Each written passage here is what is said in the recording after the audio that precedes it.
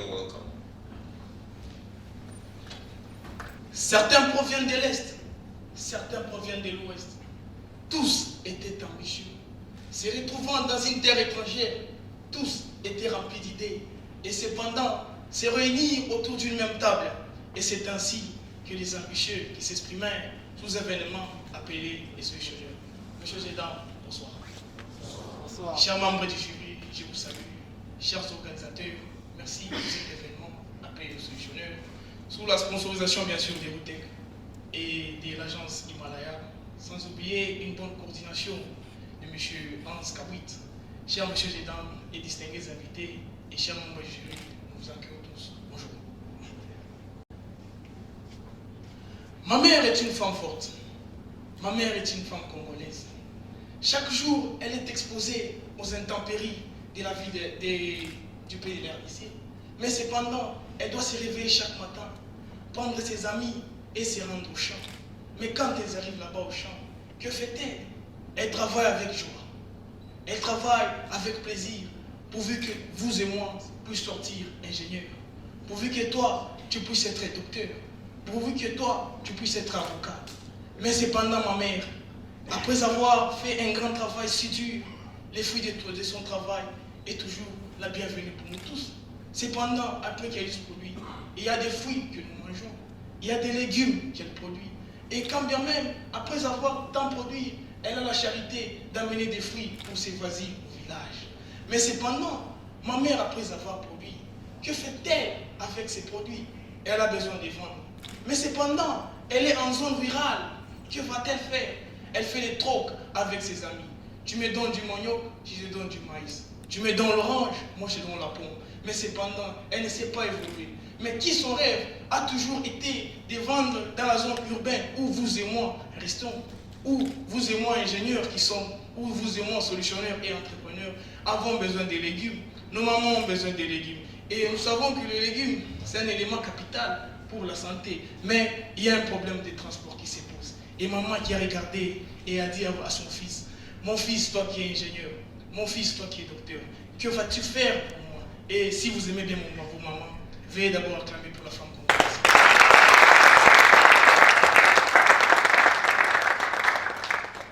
Bon après-midi à tout le monde. Je réponds maintenant au nom de Marie-Paul.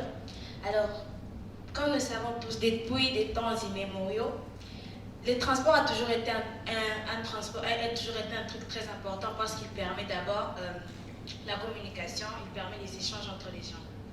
Maintenant, notre maman qui se trouve au village a un problème. Elle voudrait vendre, c'est une entrepreneur.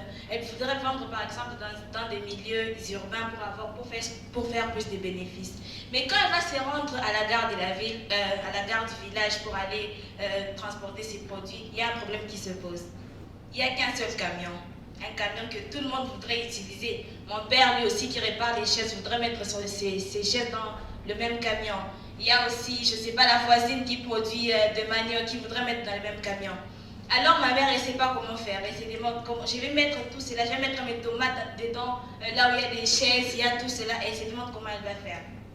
Et même si elle trouvait un camion, le problème qui va aussi se poser, c'est la voie de transport.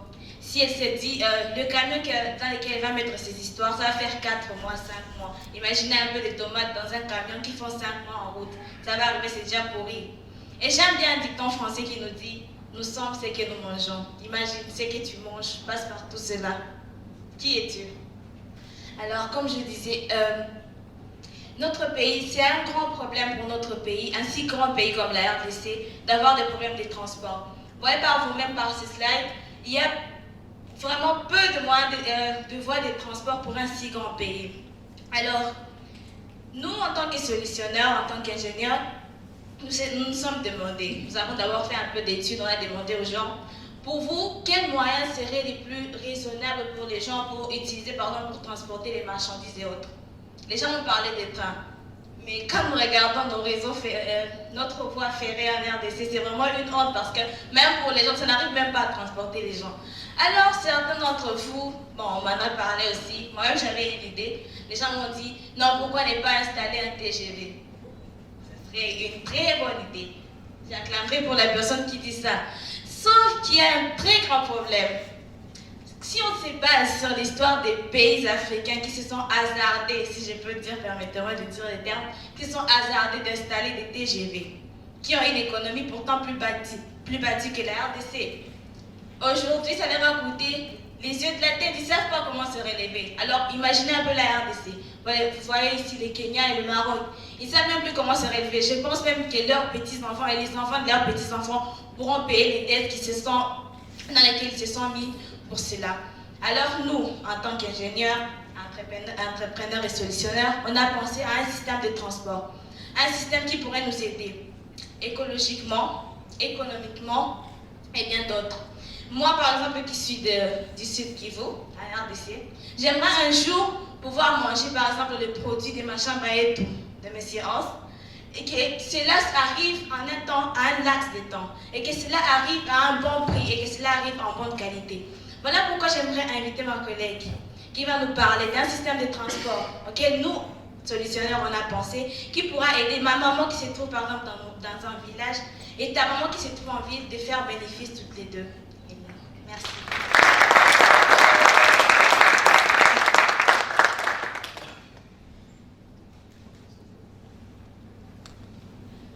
Encore une fois, je tiens tous à vous saluer, à vous remercier pour la présence. Tel que mes collègues l'ont dit, on a un grand problème auquel notre pays fait face. Et en tant que solutionneurs, nous nous devons de créer une solution pour permettre à ceux qui sont dans des endroits éloignés pour pouvoir recevoir ceux qui se trouvent dans la ville et aussi inversement, les produits qu'on a en ville peuvent revenir dans des milieux éloignés. Pour commencer, vous avez face à vous des poulies et des courroies. Face à ces équipements mécaniques, nous pouvons directement comprendre que nous pouvons facilement obtenir une transmission de mouvement au fait. Mais pour que cette transmission de mouvement existe, nous devons mener notre poulie. La poulie doit avoir un mouvement rotationnel et pour créer ce mouvement, nous devons utiliser un moteur. Bien sûr, avec ça, nous pouvons facilement déjà avoir une transmission de mouvement et cela nous permettra d'avoir un mouvement linéaire. Pour poursuivre, nous avons une charrette et des roues. Sur cette image, vous pouvez déjà voir qu'on a 3 câbles. Il y a 2 câbles qui sont des câbles porteurs, c'est-à-dire que ces câbles doivent être suffisamment rigides. Et aussi, nous avons un câble tracteur. Ce câble tracteur, lui, par contre, est mobile. Contrairement au câble porteur, lui qui est fixe, le câble tracteur fera aussi office de notre courroie sur le jeu de poulies et courroies. Pour mieux vous faire comprendre cela, par ce dessin ici, vous pouvez comprendre que nous avons notre poulie et courroie et le bloc fait office de la charrette, en fait. La charrette est en train de rouler sur notre câble porteur. Nous avons notre conteneur qui, lui, contiendra les produits que nous devons apporter dans différents endroits. Ce conteneur peut être utilisé selon le besoin des produits à déplacer. Si, par exemple, nous devons déplacer des produits frais, nous devons nécessairement adapter ce conteneur à être un frigo. Par contre, si ce sont juste des légumes, nous pouvons facilement mettre une température ambiante. Et la voie que nous allons choisir pour ça, ce sera une voie ferrée. Nous n'allons pas utiliser les voies qu'il y a actuellement dans notre pays parce qu'ils ne sont pas dans des bons états. Et notre projet est donc, nous voulons que ce projet soit à long terme. C'est-à-dire que nous devons construire une nouvelle voie pour permettre à ce que ce projet dure. Et nous poursuivons pour mieux vous faire comprendre ce sur quoi j'ai parlé. Nous avons aussi fait une représentation qui vous montrera comment notre transport sera. Nous commençons par notre voie ferrée et ensuite nous avons des piliers. Nous devons, tout le long de la route, c'est-à-dire nous devons parchemer notre voie ferrée des piliers. Et nous avons aussi notre câble porteur qui doit être un câble rigide et aussi un câble fixe. Ensuite, nous avons nos poulies. Nous devons placer des poulies sur chaque pilier afin de poser dessus notre courroie, ce qui permettra d'avoir notre déplacement au fait. Et ensuite, nous avons notre conteneur. Nous avons notre charrette qui sera en train de rouler sur le câble porteur. Et nous devons aussi avoir un arbre qui permettra de relier le conteneur à la charrette, ce qui permettra que lorsque la charrette sera en train de se déplacer sur les câbles porteurs, mènera aussi notre conteneur. Muni des roues, le conteneur pourra facilement se déplacer sur notre voie ferrée. Et vous allez sûrement vous demander quelle énergie nous allons utiliser et quels sont les moteurs que nous allons utiliser pour ce travail. J'invite mon collègue à vous parler de ça.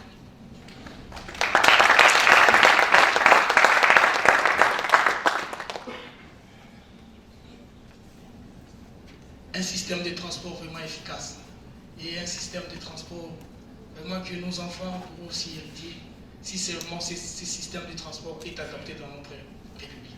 Mais cependant, au commencement de la Terre, Dieu a dit que le soleil soit, que la lumière soit, et ainsi la lumière fut. Avec ce même soleil qui peut nous illuminer, ce même rayon de soleil peut frapper un élément photovoltaïque et transformer ces rayons sous d'une énergie électrique et ainsi des panneaux solaires. Un panneau solaire qui alimente une batterie et après qu'une batterie soit alimentée peut être convertie en courant alternatif et cependant un moteur qui peut être donné.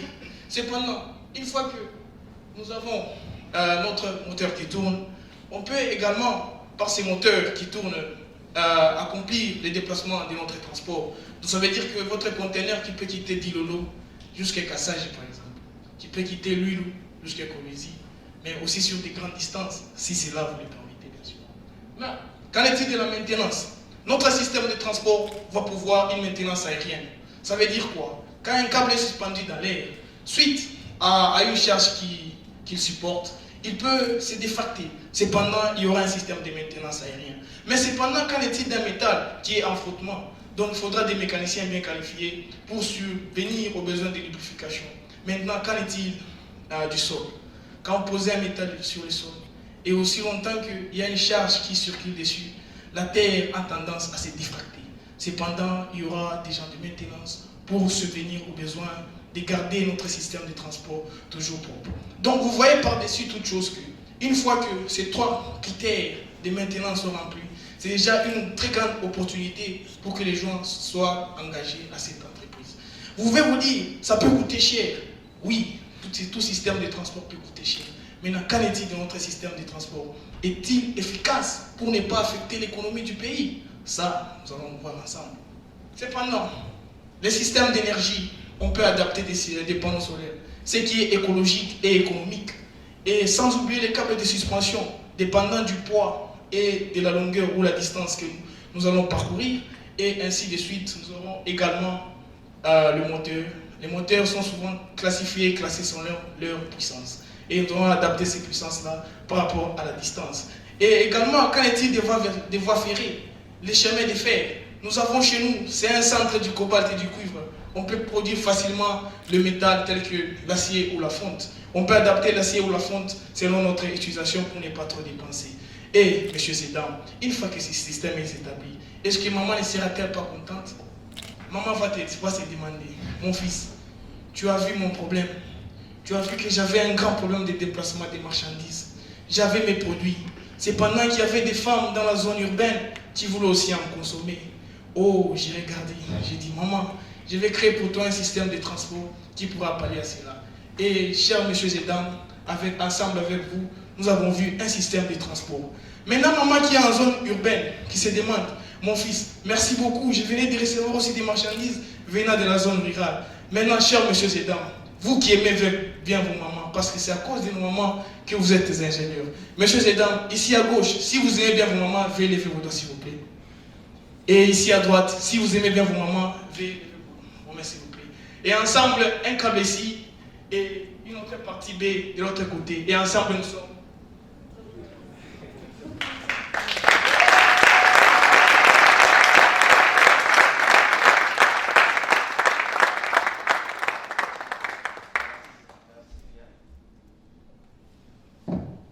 Merci bien pour votre présentation.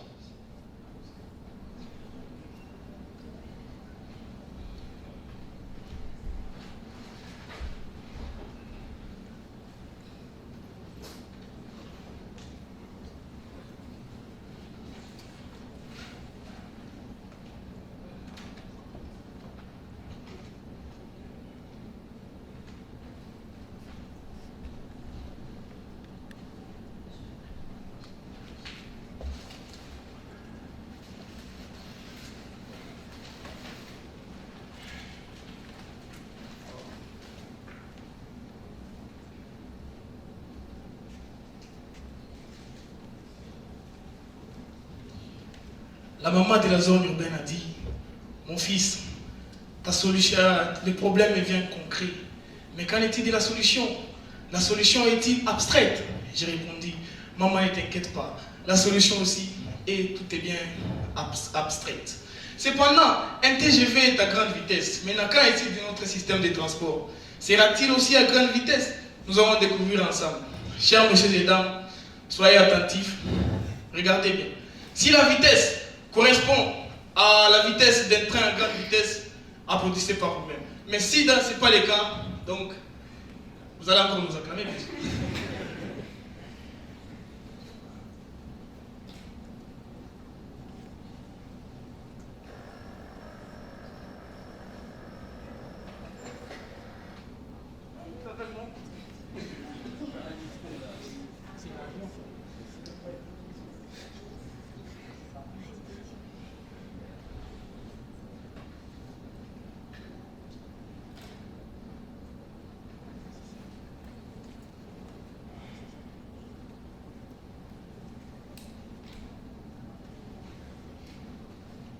Vous êtes prêts? 3, 2,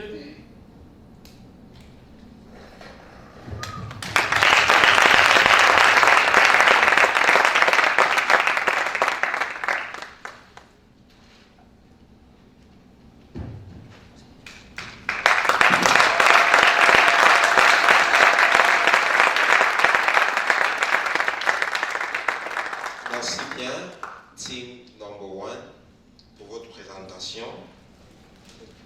Ainsi va se dérouler la phase de questions-réponses. Nous aurons le jury et nous aurons 2 questions du public. Donc pour chaque présentateur, 2 questions du public. Préparez-vous s'il vous plaît. À vous le jury. You can come back, please.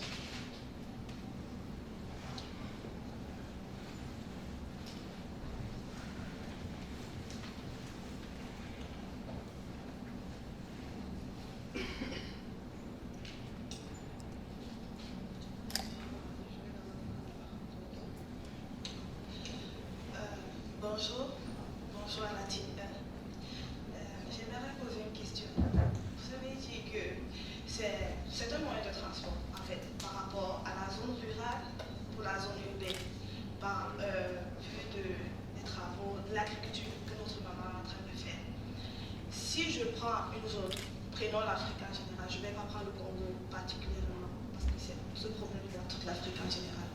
S'il y a des zones en Afrique où il n'y a pas de lumière, et le coût de vie est faible, très faible, comparé à certaines zones. Vous avez parlé des panneaux solaires, oui, je peux comprendre ça.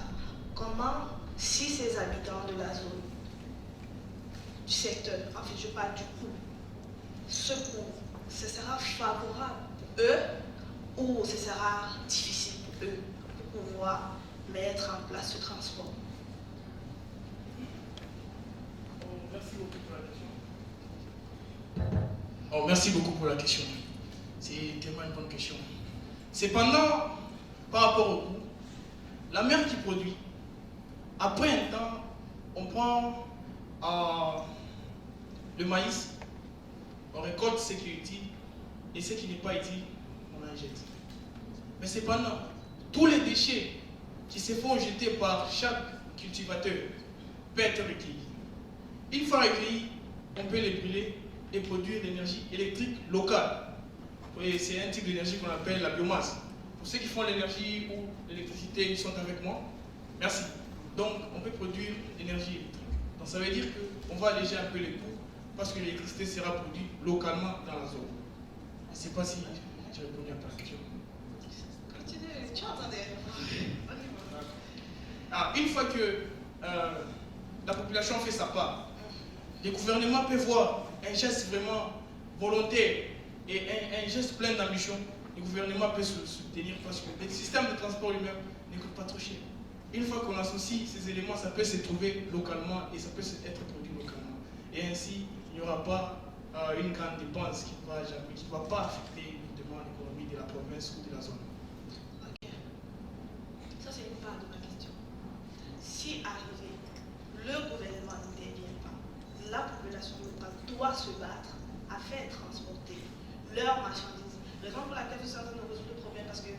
si dans une localité, je prends le chef du quartier, c'est lui seul qui a le camion, on se retrouve tous en train de mettre patates, chiens, chef, vélo, seau dans un même camion, n'est-ce pas?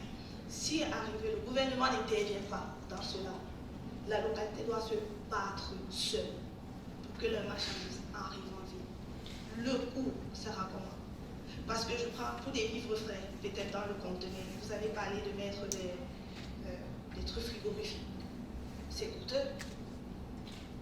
Il faudrait un système électrique à l'intérieur pour conserver cette alimentation jusqu'à ce que ça arrive en bon train, jusqu'à ce que ça arrive en bonne où ça doit arriver.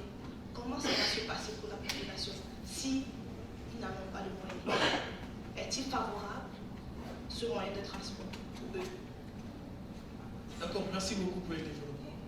Quand on élit un chef de quartier ou quand un chef coutumier est élu, il est souvent soumis à des tests de gérance. Ça veut dire qu'en tant que chef de la zone, il peut se dire, une fois que nous produisons nous-mêmes l'électricité localement, qu'en est-il d'en produire en grande quantité pour vite en vendre aussi dans les villages à côté? Et une fois qu'ils commencent à produire leur énergie électrique localement, ils peuvent subvenir aux besoins du village voisin. Et ainsi, ces villages voisins ont commencé à payer cette électricité. Et avec un peu d'économie, avec le temps, 2 mois, 3 mois, jusqu'à X temps, on peut subvenir à notre système localement, sans pour autant avoir besoin d'aide du gouvernement. Donc, ça veut dire que ce n'est pas un système à mettre immédiatement. Ça va prendre sur un projet à long terme. Non, c'est un projet à mettre immédiatement s'il y a les fonds.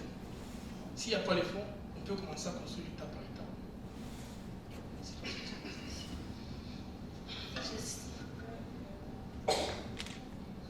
Si je peux aussi répondre à cette question. En fait, aucun projet ne peut se faire sans argent, bien sûr. Mais ça en vaut la peine dans le fait que quand on va installer cela, d'abord c'est rapide. En fait, ça on va parler des trucs, des vivres frais. C'est rapide, du fait que ça va transporter ça tellement vite que tu n'auras même pas le temps de pourrir, si je peux dire ça. Et puis ça va aussi rapporter. S'ils investissent directement, après 1 mois, 2 mois, ils vont même faire le double de ce qu'ils ont investi. Je ne sais pas si j'ai répondu à votre question. Bonjour. Ok, j'ai une question à vous poser. Normalement, avant de concevoir ce genre de projet, il faut d'abord passer par une étude. Je ne sais pas si vous avez eu le temps de faire une étude pour voir si réellement les mamans ou la population seront en mesure d'utiliser ces systèmes. Parce que ça peut être accepté. Ok, merci pour la question. Avant de proposer cette solution, nous avons eu à poser des questions par rapport aux problèmes auxquels font face les gens dans des milieux ruraux. Ils ont dit que réellement ils font face à ces problèmes. Et si nous leur proposons ce genre de solution, bien sûr, après leur avoir aussi expliqué du coup que ça pourra coûter, ils seront d'accord parce que ce sera aussi pour leur bénéfice. Cette question, c'est que leurs produits seront vendus dans des villes avec des bons prix meilleurs que ceux qu'ils avaient auparavant, meilleurs que ceux au prix auquel ils les vendaient dans leur village. Je ne sais pas. Donc, ils seront d'accord parce que ce projet ne peut que leur apporter des bénéfices personnels. Vous avez posé des questions, ok? Vous avez fait l'analyse. Pouvez-vous nous dire les taux des résultats que vous avez trouvés, c'est-à-dire le pourcentage de ceux qui étaient d'accord d'utiliser ces systèmes? D'accord, merci pour la question. En fait, sur toute étude, il y a des données qu'on reçoit et des données qu'on essaie d'analyser. Selon les recensements ou les sondages faits, ça veut dire que 90% des cultivateurs sont d'accord pour un système de transport efficace. Prenons l'exemple de M. Hans Kawit, qui est d'ailleurs un cultivateur. Il a Machamba et tout. Mais cependant, si je ne me trompe pas, selon l'histoire qu'il nous a racontée la fois dernière, il n'avait qu'un seul véhicule. Et avec ce seul véhicule, il ne peut pas transporter 800 sacs de maïs, par exemple. Donc déjà, sous votre permission, bien sûr, pourrais-je poser à M. Hans, M. Hans, selon les sondages qui est en cours, serez-vous d'accord d'accepter de commencer à déplacer 800 sacs de maïs en tout simplement 2 heures, quitter Dilolo jusqu'à Kolwezi? Of course, bien sûr. Merci. Tu as dit 90% étaient d'accord. Si je te demande des preuves, l'honnêteté et la sincérité caractérisent tout Congolais.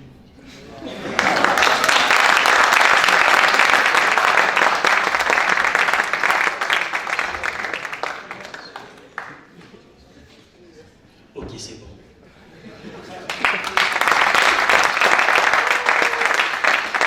S'il vous plaît, attendez. Est-ce qu'il faut applaudir pour un président? Il y a une question dans le public. Oui. Bonjour. Bonjour. Je voulais savoir, concernant votre construction, vous avez utilisé les panneaux. Vous avez utilisé les panneaux. Votre traitement va consommer combien en termes de puissance, sachant qu'un panneau, sachant qu'un train grande vitesse peut consommer plusieurs mégawatts. Et un panneau ne peut pas fournir de tels mégawatts. Comment est-ce que vous comptez pallier à cette... Ah, d'accord, merci pour la question. Au début, je dis, un moteur est caractérisé par sa puissance. Nous avons eu à évaluer la puissance utile d'un moteur, la puissance que peut absorber un moteur et la puissance des pertes, par effet jour bien sûr. Donc avec un système de panneaux solaires de 25 kW pour un moteur de 50 chevaux vapeur, ça peut alimenter un système de transport allant jusqu'à 30 km. Or, cependant, un système un champ d'énergie de 25 kW des panneaux solaires n'est pas difficile à atteindre. Quand même les panneaux, aujourd'hui nous avons la solution de la technologie aux panneaux solaires semi-cristallines, donc qui peut produire beaucoup d'énergie sous petite forme de photovoltaïque. Je ne sais pas si... Ok, s'il vous plaît, je peux regarder la question. Est-ce que vous pouvez nous dire, pour votre moteur, il utilisera 10 MW par seconde ou par minute? Je crois que c'est ça la question. Et si vous utilisez des panneaux solaires, il vous faudra une capacité de combien? Merci. Merci pour les détails. Donc, pour un champ de panneaux solaires de 25 kW, ça peut aller jusqu'à utiliser 10 moteurs de 50 chevaux vapeur. Et ces 50 chevaux vapeur peuvent être installés sous une distance de 30 km. Est-ce que vous avez la réponse à votre question? Toujours pas. Plus de détails? Comme ça, donner un peu la question sur le... Peut-être plus tard. Pas de problème. Ok, merci bien. Y a-t-il une autre question, s'il vous plaît? Ici, pour le prochain groupe, préparez votre question. Ok, allez-y. Sur quelle distance peut porter ces moyens de transport? Oh, la distance que peut porter ces moyens de transport dépend de la puissance fournie par l'installation et dépendant aussi du besoin. Parce que si vous êtes un habitant loin de Kolwezi, par exemple à 80 km, nous allons adapter le système par rapport à votre distance selon la puissance que nous pouvons fournir. Parce que si à 25 kW, on peut atteindre 30 km, donc si vous êtes à 80 km, on peut doubler la puissance. Parce que chez nous, nous avons beaucoup de sources d'énergie. Il n'y a pas que les solaires, il y a aussi l'hydraulique, et l'hydroélectrique qui peut aussi subvenir à ces besoins. Je ne sais pas si nous sommes d'accord. Ouais, alors, en parlant des sources d'énergie hydroélectriques, en soi, moi vivant dans une ville, la ville de Kolwezi, spécialement dans le centre-ville, nous ne sommes pas capables d'avoir l'électricité, surtout d'un mois. Comment pourrait-on dépenser tant d'énergie à tel projet? Ici, la population n'est pas capable d'avoir d'énergie. La ville de Kolwezi a suffisamment d'énergie.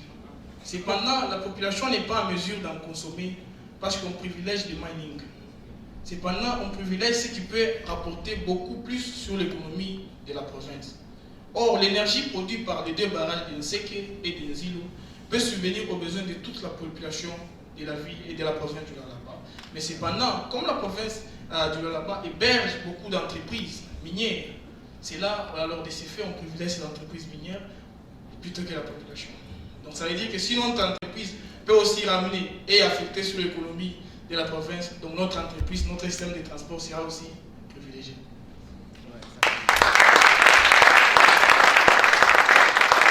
Merci. Merci pour votre présentation. Est-ce que nous pouvons applaudir pour un président?